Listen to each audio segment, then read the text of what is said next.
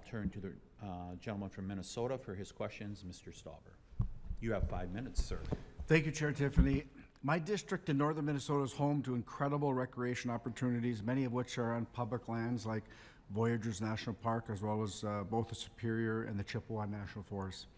Recreation and tourism are a major part of the local economy across the gateway communities in northern Minnesota. That's part of the reason why I've always fought for expanded recreational access on our public lands.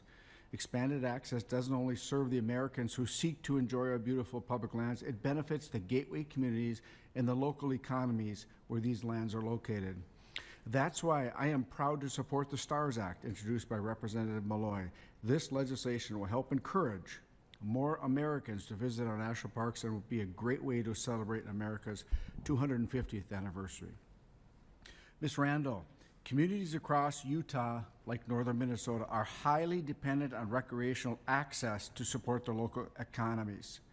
Can you speak about how these communities suffer when the National Park Service or other federal land managers limit recreation access on our lands?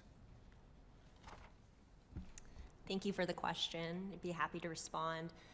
We often say in Utah, as I know with many of my colleagues across the United States that have public land areas in their states, that there's a ripple effect that happens as a result of having these public lands in our communities. Ensuring accessibility to those areas allows for these communities to thrive. These gateway communities are wholly dependent oftentimes and don't have diverse economies, and so are significantly dependent on the tourism or outdoor recreation economies to ensure that those residents can live there, have jobs, invest. So when the federal government, when the federal government or other land managers reduce the access, that's a big hit to our local economies who are not only looking to sustain their economies but build it up, correct? The small businesses are definitely hurt. Would you agree with that statement? Yes, I would agree. Thank you. The STARS Act would waive fees on national parks for one day, increasing visitors. But visitors to our national parks typically don't come once. They often come back year after year, generations of families. So how could the STARS Act benefit local communities beyond the single fee-free day? Ms. Randall. Oh, thank you for the question. I would agree.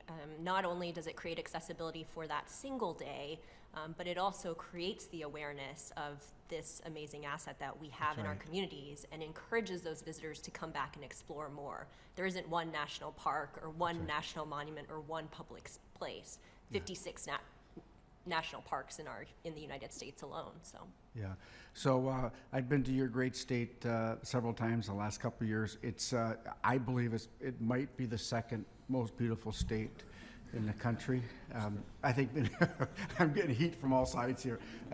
Obviously, you have what an opportunity in your great state, and Representative Malloy has just been a steward of supporting Utah and its economy. So with the last minute 35, I will yield my time to Representative Malloy.